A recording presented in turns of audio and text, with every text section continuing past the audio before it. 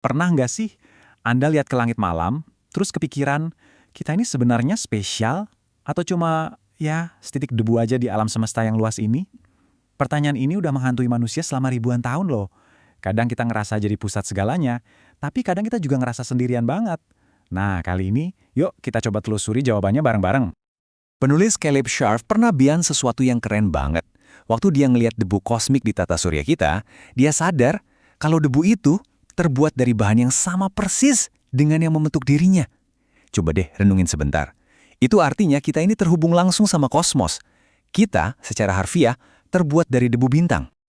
Oke, kalau kita terbuat dari bahan yang sama kayak di luar angkasa sana, berarti kita biasa aja dong. Nah, ini dia nih pertanyaan besarnya.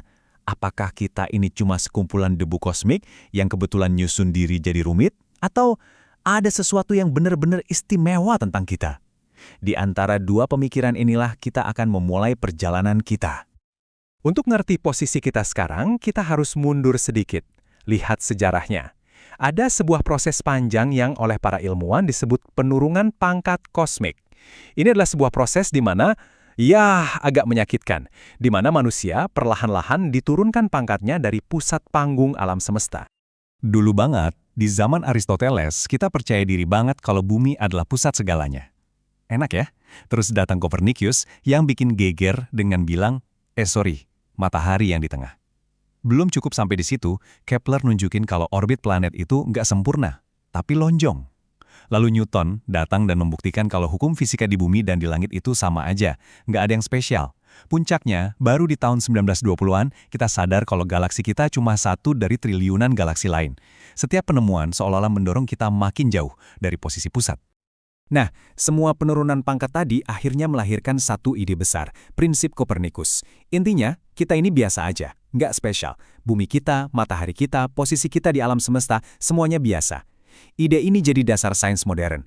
Kalau kita mau cari kehidupan lain, ya kita harus asumsiin kalau tempat kayak kita ini banyak di luar sana. Tapi beneran gitu? Tapi ternyata ceritanya nggak sesederhana itu. Semakin kita teliti, alam semesta justru mulai nunjukin beberapa keanehan. Ada petunjuk-petunjuk aneh, semacam anomali, yang seolah-olah lagi ngasih kode. Kalau mungkin, ya mungkin aja, kita nggak sebiasa itu. Coba lihat angka ini. Kelihatannya sepele ya, 0,007. Tapi angka ini krusial banget. Angka ini ngatur seberapa efisien bintang ngebakar hidrogen.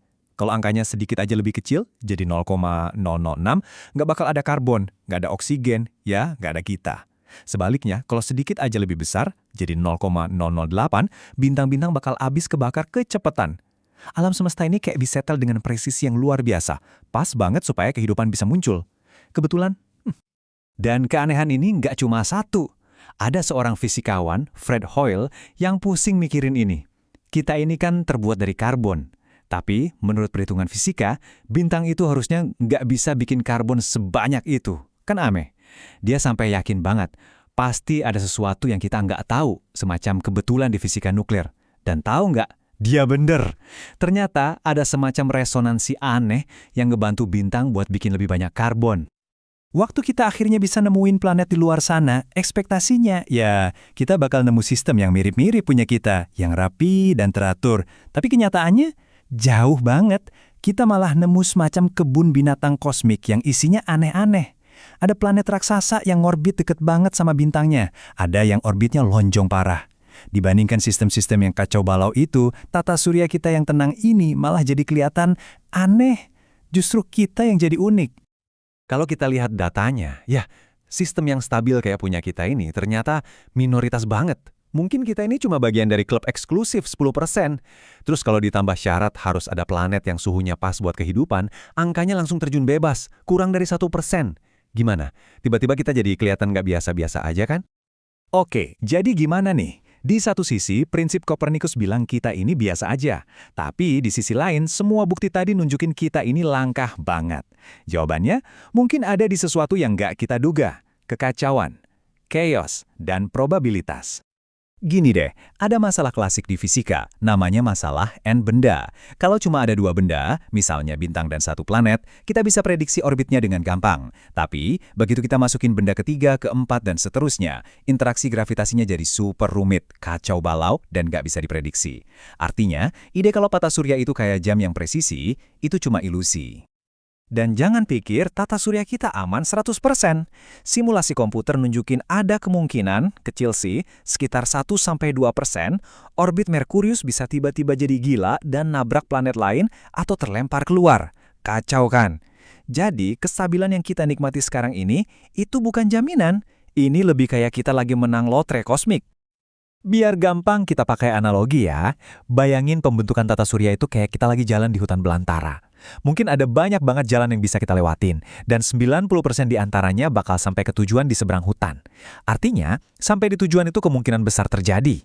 Tapi, setiap jalan yang kita ambil, setiap belokan, setiap ranting yang kita lewati, itu unik. Beda dari yang lain dan nggak bisa diulang. Semuanya murni karena kebetulan.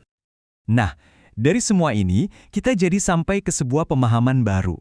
Mungkin kita ini bukan yang terpilih, tapi kita juga bukan biasa-biasa saja. Kita ini ada di tengah-tengah. Sesuatu yang jauh lebih rumit dan mungkin lebih indah. Ini dia intinya. Gampangnya gini, meskipun jalan menuju ke sini itu acak dan penuh kebetulan, bukan berarti tujuannya mustahil dicapai. Jadi kita ini bisa jadi dua hal sekaligus. Satu, kita adalah hasil dari serangkaian kebetulan yang super unik. Dan dua, kita adalah bukti dari apa yang mungkin terjadi di alam semesta yang super luas ini. Dan ada satu hal lagi yang bikin kita spesial. Bukan cuma soal tempat, tapi soal waktu. Kita hidup di momen yang pas banget. Kita masih bisa lihat sisa-sisa cahaya dari Big Bang. Kita masih bisa lihat galaksi-galaksi lain sebelum mereka semua menjauh dan hilang dari pandangan kita selamanya. Coba bayangin, para astronom di masa depan yang jauh banget. Buat mereka, langit malam bakal kelihatan kosong dan gelap. Mereka nggak akan seberuntung kita. Jadi, pada akhirnya mungkin pertanyaannya bukan lagi apakah kita istimewa, tapi dengan kesempatan langka ini, kita mau ngapain? Kita ada di sini sekarang di satu momen singkat dalam sejarah kosmik di mana alam semesta lagi membuka diri dan nunjukin rahasianya. Jendela ini nggak akan terbuka selamanya. Jadi, apa yang akan kita lakukan dengan pemandangan ini?